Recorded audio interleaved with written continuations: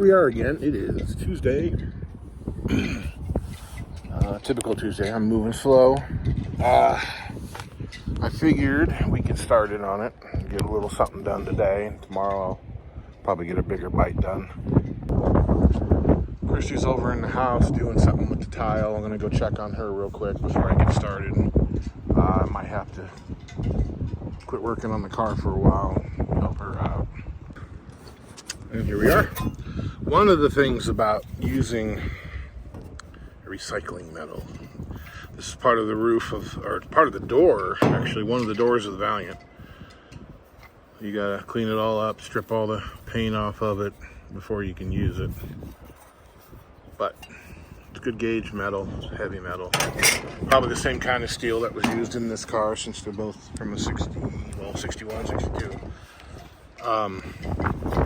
Better than trying to use the Honda metal. And people might say, well, why don't you just go buy new sheet metal? You know, if I had the money, yeah, maybe I would. Of course, it would just get all rusty and nasty sitting here anyway. You'd have to clean it up. This is fine. So, I've got that cut. I've got my pattern. Or pattern, as Luke used to say when he was a baby. So,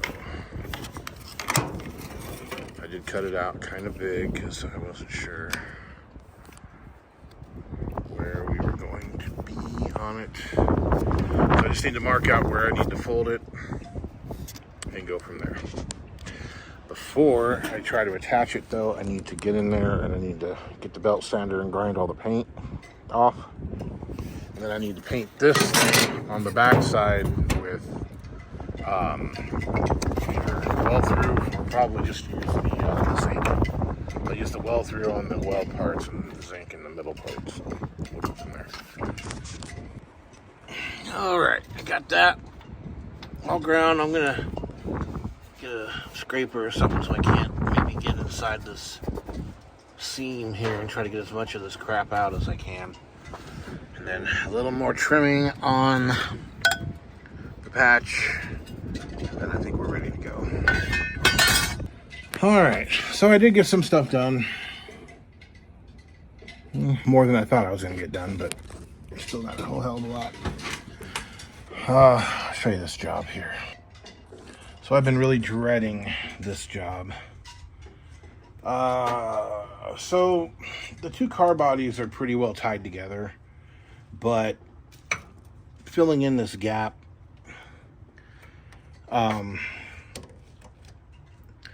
a whole lot, you know, trailer, trim, bend. So that one's in. I need to come up with another piece to go back in there. I'm not sure how far, if I'm going to come all the way over here to the heater or if I'm going to just close it off. Because really all it is closing off the upper, I don't know what you call them, the upper frame rails where the fenders bolt on here. These are hollow. And so they went into the Rambler body, which was closed off, but it was all rusted out there. So even though it's tied together out here, I need to at least close that off, and I like the thought of it being welded solid in the corners, just for the extra strength. I know this Rambler had most of its strength down in the chassis, not up in the roof like the Honda did. So that one's done.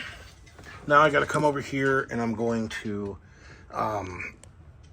close this off, and then I'll close that off, and that'll be it, because that's, you know, fine there.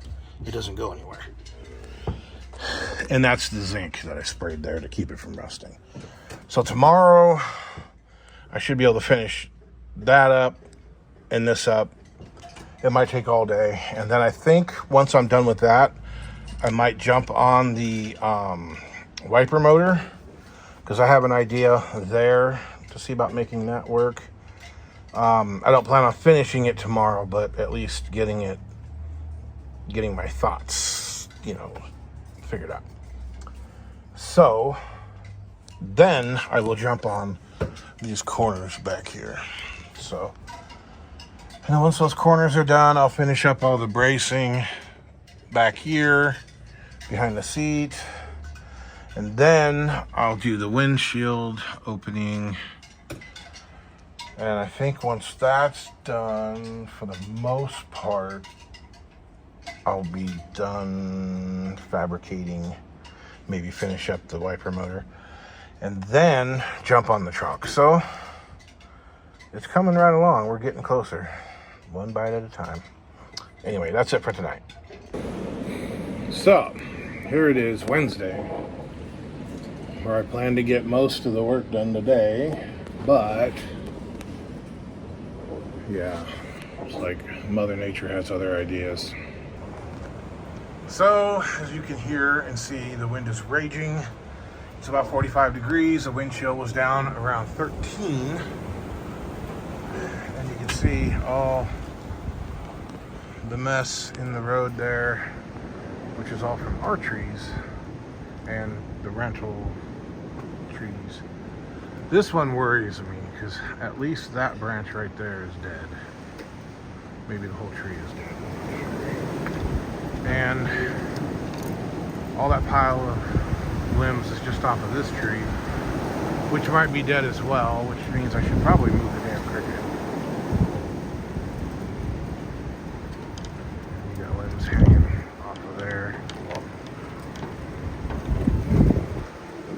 So yeah, I'm gonna go work on the house.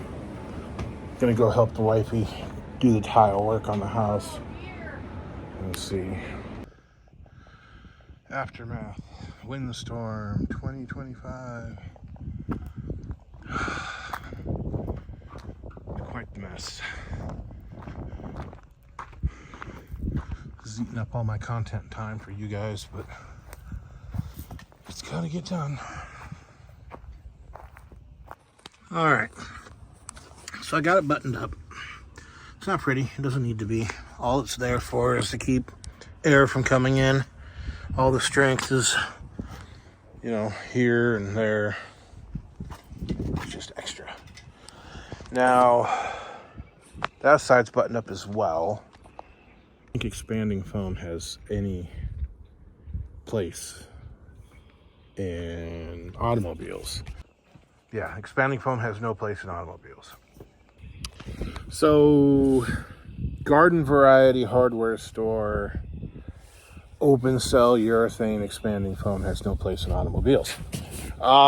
They do use expanding foam in cars more and more these days. There's a little bit here on this Honda from the factory, which it's been covered up, so I can't show it to you. But going to the hardware store and buying the triple expanding, the minimal expanding, the yellow open cell expanding foam with the acrylate, I don't think that's the right pronunciation, but binder, it's hydroscopic, so it actually pulls moisture from the air to cure it, but it continues pulling moisture from the air, and it will stay damp all the time, and it will completely destroy and rust out body panels. And I think 73 Volkswagen started using it on their Bugs, and this was the result.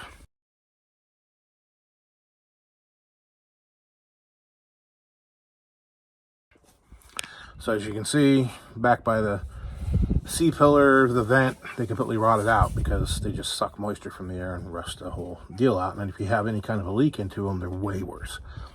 However, the stuff they use in automotive is closed cell, minimal expanding, and about triple the price. That has its functions. So like I said, this is hollow.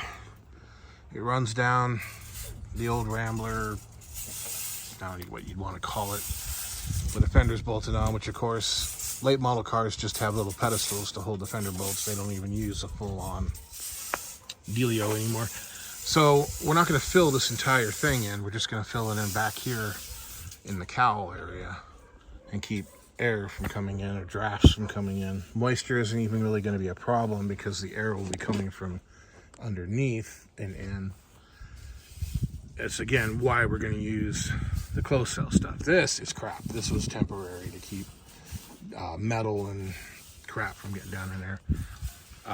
There's actually a piece of sponge directly underneath it, so all I got to do is poke a screwdriver into it and pull it up. But I will be using the closed cell stuff to fill this in and that in. It's about $40 a can instead of $6 a can for this crap.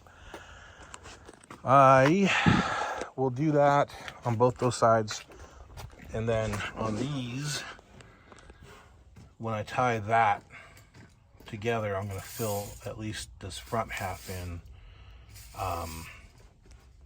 with that same stuff. So it'll probably be 2 or 3 cans worth of it, but it'll be sealed from any kind of draft, moisture, whatever. It'll be good.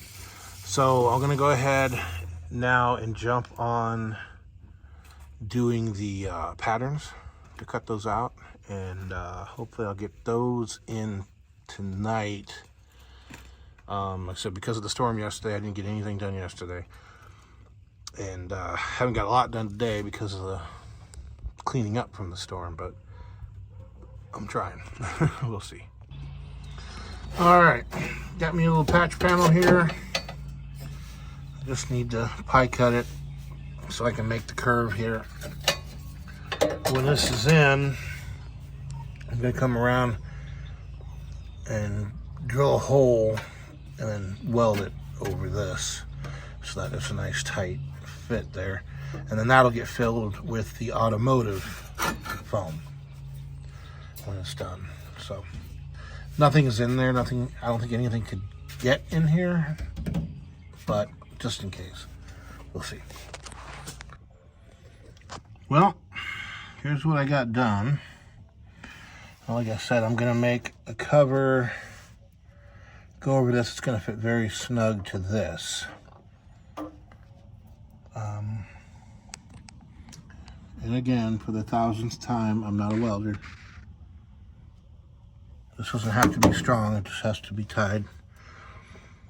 So, I didn't get quite as far as I wanted to today.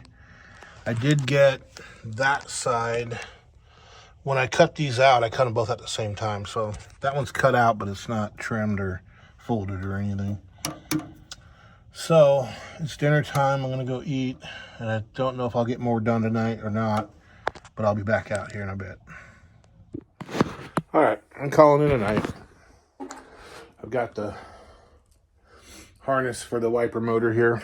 I'm going to extend it by about 2 feet to make sure it makes it over there. So we got that one side done.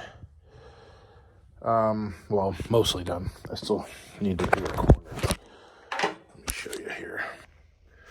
So we got that done. I still need to do the corner, and then we need to do this side.